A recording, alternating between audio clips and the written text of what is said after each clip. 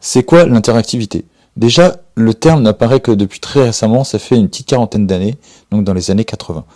Et en fait, c'est un mode de communication. Mais qu'est-ce que c'est que communiquer? Eh bien, prenons l'exemple de deux individus qui sont dans la rue.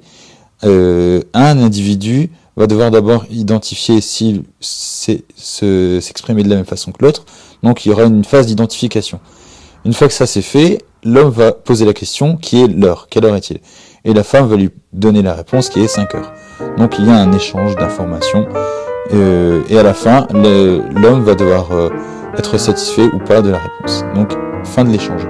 Mais en fait, l'interactivité, c'est l'ensemble des comportements et des attitudes d'un être humain et d'une machine qui est ensemble. Donc, dans un premier temps, il va falloir gérer ce qu'on appelle des scénarios. C'est-à-dire qui fait quoi et qu'est-ce qu'on fait à quel moment en fonction d'un cas particulier. Par exemple, on retrouve ça dans les distributeurs automatiques de billets où en fonction d'une action d'un être humain, on va proposer des menus ou des sous-menus. Prenons un autre exemple, celui du stylo. Si on veut avoir une interactivité entre l'homme et le stylo, il faut connaître, déjà savoir qu'est-ce qu'a besoin l'utilisateur. Eh bien là, concrètement, c'est le niveau d'encre, donc est-ce qu'il y a encore de l'encre ou pas, et éventuellement d'autres informations sur la tenue du stylo ou sur le papier.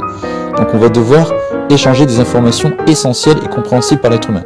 Donc pour ça, on va passer par le biais d'une interface qui va adapter son comportement en fonction de l'action humaine et qui va donner accès ou non à des données.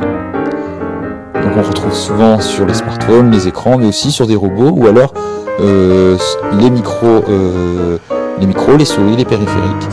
Et pour ça, on va utiliser des langages de type programmation événementielle avec la mise en place d'interfaces graphiques ou d'éléments graphiques composites. A plus pour une prochaine vidéo.